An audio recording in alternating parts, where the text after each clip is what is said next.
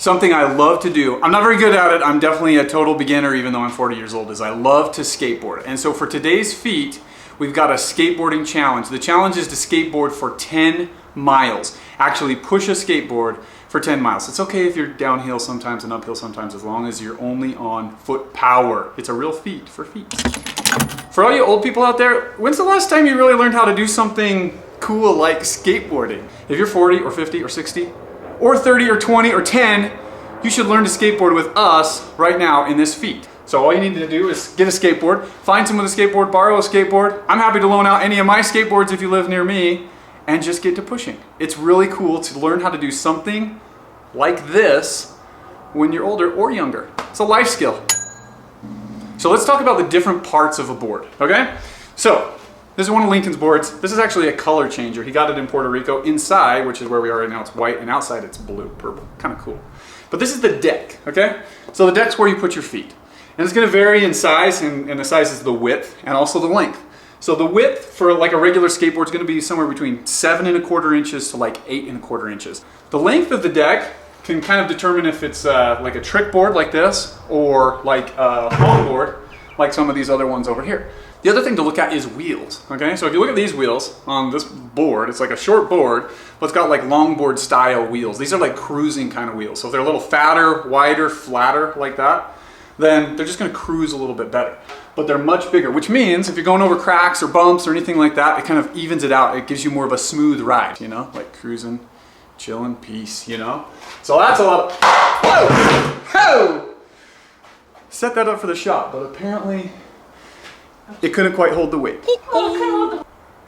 All right, sorry about that, Manon. Take two. We're gonna take that board down for now, okay? We'll take that out on a ride in just a minute. Okay, so those are your wheels, okay? So little wheels like this, these are good for skate park. Bigger, fatter wheels like this, these are good for cruising around. The last thing to look at is trucks. So trucks are kind of what holds the wheels onto the board. So it's just kind of this whole mechanism right here. And the trucks have this nut right here that you can loosen or tighten. And that basically determines how loose these wheels are, like how much side to side they go. So that gives you kind of a surf feel. You're cruising down the road and you're kind of like really surfing in and out. Versus these ones that are really tight, you put much pressure on those, it's like really sharp turns. So you can tighten or loosen your trucks right here on that little nut.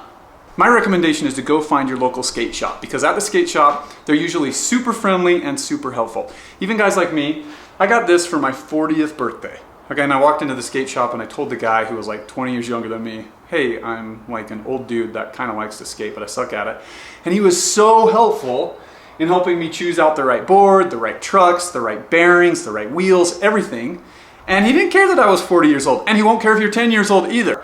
They just want to help more people get out and learn how to skate. If you go to like a big box store and you buy like the cheapest board you can find, like all the components are going to be crappier on it. And so when you're actually trying to skate, it's going to be a lot harder to learn. So go spend a little bit of money on a nicer board. All right, enough talking about the boards themselves. When you actually go out to ride, you need to figure out which foot you're going to put forward. If it's your left foot, then that's called a regular. If it's your right foot, then you're goofy. So one little trick to try to learn which foot you might want to try putting forward is imagine you have a sheet of ice and you're going to run up to it, you're going to slide onto it with one of your feet forward. So when you do that, are you going to go right foot forward or left foot forward? When you're just learning, don't put your foot pointing straight forward on the board like this, but turn it a little bit. So if you're right foot forward, you might go a little bit like this, off to like 11 o'clock. If you're left foot forward, you might go like this, off to like the 1 o'clock position, right out on the side. So you'll put your foot up on the board, put it wherever it feels comfortable, and then one trick, bend the knee. Bend whatever knee's out in front so that you got a little bit of a cushion right there. And then with your back foot, you'll just kind of set it down on the ground, give a little push. At the beginning, you're gonna do little tiny pushes, and as you get a little bit more experience, and you'll do more and more bigger, longer pushes. Get a little bit more distance. So enough talking about it. Let's actually get out there and hit the streets. I'm gonna have Manon and the kids come out and help me too. All right, how do I pedal here? This is how not to ride a skateboard. Ah, lick it! All right, time for our family to start working on those 10 miles.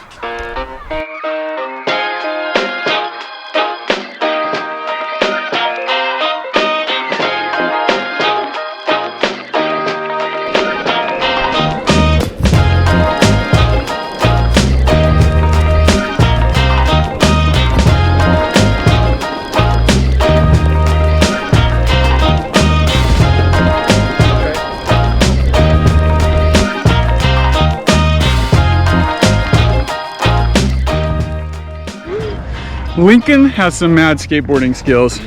He's beginner too, but he's like beginner, advanced beginner. That's what I'd say. So watch this kid. Let's go on some tricks. So a most important rule, wear your helmet.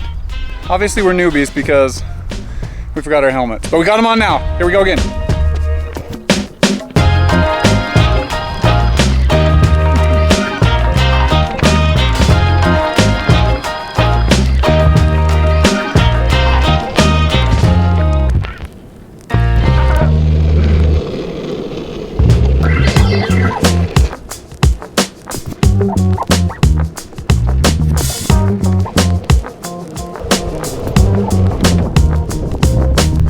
We decided to head over to the skate park to have some fun there, but it's super windy, so I'm just gonna take the GoPro. We'll give you a few shots of skating at the skate park now.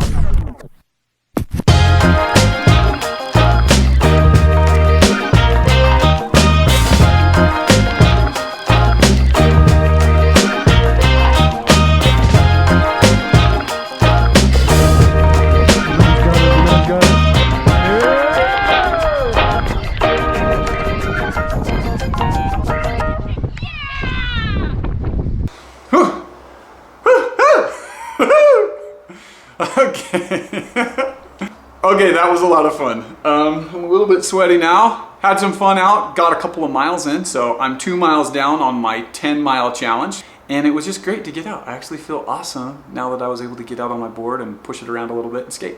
It can really boost your mood when you're out learning how to do something new, or when you're just out skateboarding and kind of like being out in nature. So all of you, we'd encourage you to come join with us, work on this feat together. You can get our FEATS app in the App Store, download it, track your progress, earn your FEATS badge, which is the SkaterX badge for skateboarding, learning how to skate 10 miles. I hope you'll do it with us. I'm gonna get it. Hope you get it too. Thanks, see ya. Come back soon.